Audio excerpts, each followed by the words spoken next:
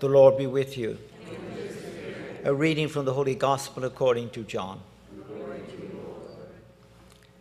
There was a wedding at Cana in Galilee, and the mother of Jesus was there. Jesus and his disciples were also invited to the wedding. When the wine ran short, the mother of Jesus said to him, "They have no wine." And Jesus said to her, "Woman, how does your concern affect me? My hour has not yet come." His mother said to the servers, "Do whatever he tells you." Now there were 6 stone water jars there for Jewish ceremonial washings, each holding 20 or 30 gallons. Jesus told him, "Fill the jars with water." So they filled them to the brim. Then he told them, "Draw some out now and take it to the head waiter."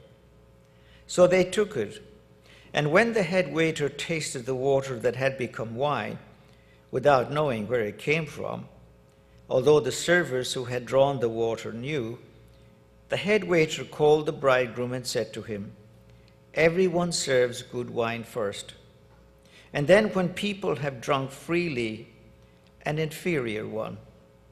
But you have kept the good wine until now." Jesus did this at the beginning of his signs at Cana in Galilee, and so revealed his glory, and his disciples began to believe in him. The Gospel of the Lord. Praise to you, Lord Jesus Christ.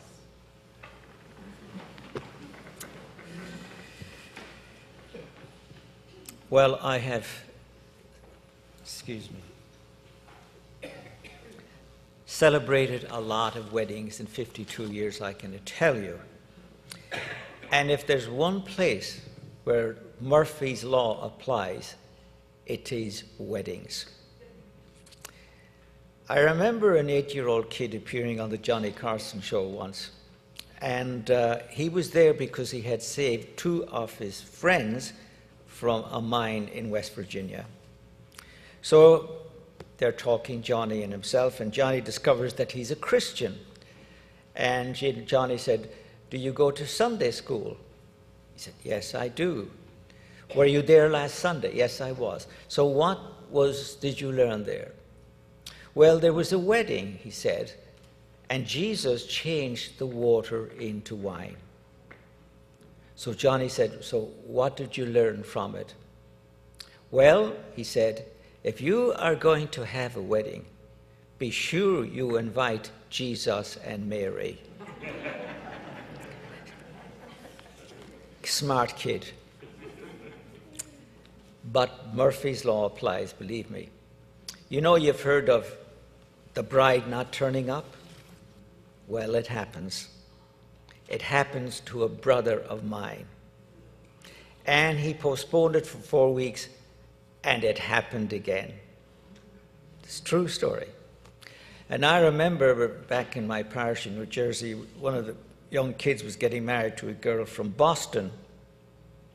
And the wedding was taking place in a Protestant church because she was Protestant. And the pastor was a woman. So she asked me if I would preach. So how could I refuse a beautiful female pastor? So anyway, I'm preaching.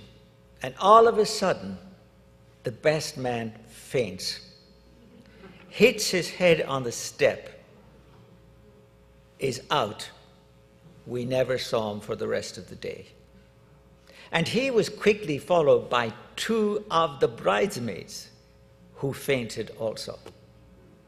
So Murphy's Law applies.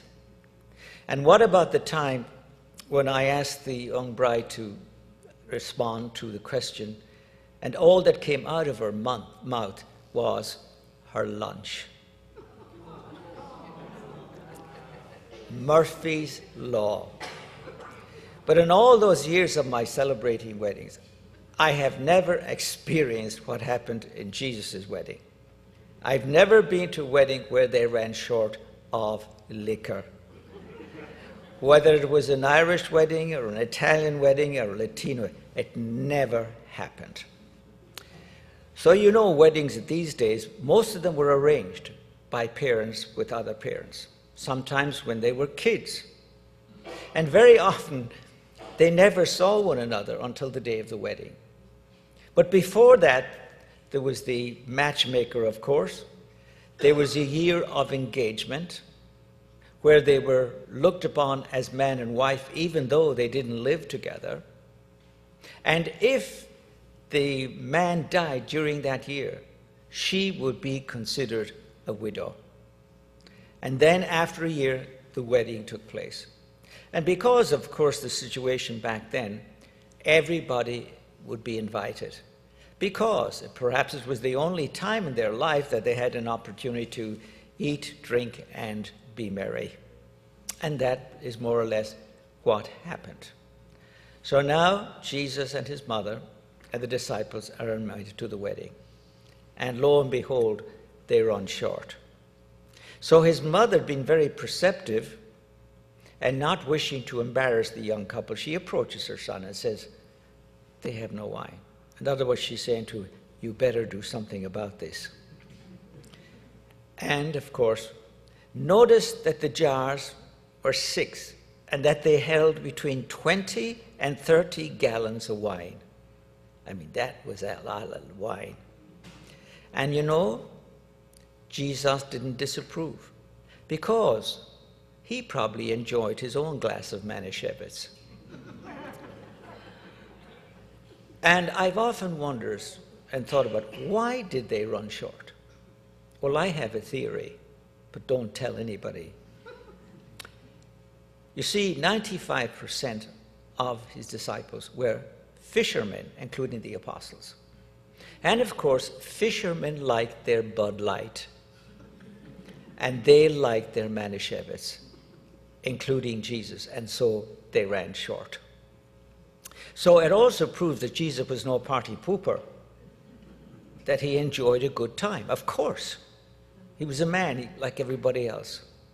But notice also what happened. The head waiter was allowed to taste the wine on Jesus' instructions. And notice what he said. Usually, they give the best wine first, and when people are bombed, they give them the cheap wine. But in this situation, it was reversed. In other words, they didn't get the house wine. They got Cabernet Sauvignon or Pinot Grigio. That was the difference. But there was something else very, very important that took place. We've all heard of famous last words. And maybe you heard your own father's last words or your mother's last words. I had my father's last words, which were, I want to die. Other people like Lord Nelson, famous English admiral, I did my duty. I did my duty.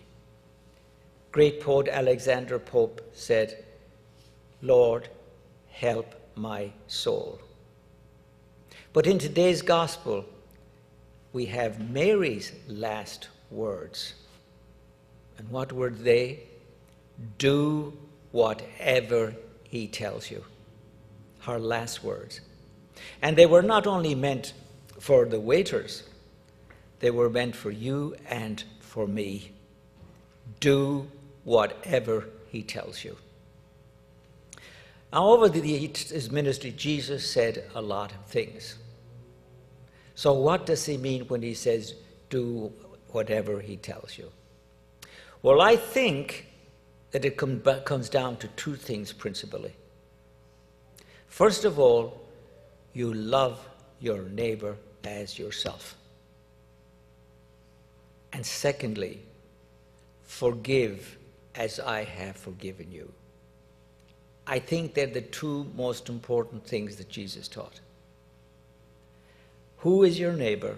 He told a famous short story, regarded as one of the most famous short stories ever told, about the Good Samaritan, the man that was mugged on his way from Jericho to Jerusalem. 2 priests passed by. And then the Samaritan, the non-Jewish person, He takes care of the man. He takes him to Motel 66 and says to the manager, take care of him, and whatever it is, I'll pay you on the way back. You see, the Good Samaritan didn't ask the man, where do you come from? He didn't ask him, are you Jewish? No. He just saw a person in need, and he responded. And Jesus says, that is what love is. Not any emotional feelings or anything. In other words, you do to other people what you would like them to do to yourself. Forgiveness is a challenge for all of us. Sometimes goes on for years where people cannot forgive. And sometimes it takes the grace of God to do it. And sometimes we come across some wonderful examples of forgiveness. The Amish people, for example, forgiveness is an essential ingredient of their daily lives. And you remember some years ago when a man walked into some school and murdered, I forget how many kids, second graders. But that night, the mothers of these children went to the house of the man who had killed their children because he also killed himself. But they went to bring some comfort and forgiveness to his wife. That is forgiveness, and it's a wonderful example for all of us. And you remember just a couple of months ago what happened in Charlestown, South Carolina. Certain church people were having a prayer service, 9 people. And this man came in and joined them. But eventually, he shot the 9 of them. And the wonderful way in for this Christian community reached out in forgiveness to this man and to the mothers and fathers of their children. That is what forgiveness is. And sometimes it's a real challenge. And sometimes it takes time. It takes years sometimes. If we are deeply hurt by somebody, or somebody is murdered, I mean, you could imagine what it must be like to reach out in forgiveness to that person who has killed your child or your brother or whoever it may be. So I think when Jesus says, or Mary says, do what he tells you, I think these would be 2 of the most important things that he would tell us. And so this evening we reflect upon these 2 things. How important is love in my life? Does it just apply to my family and friends and my neighbors?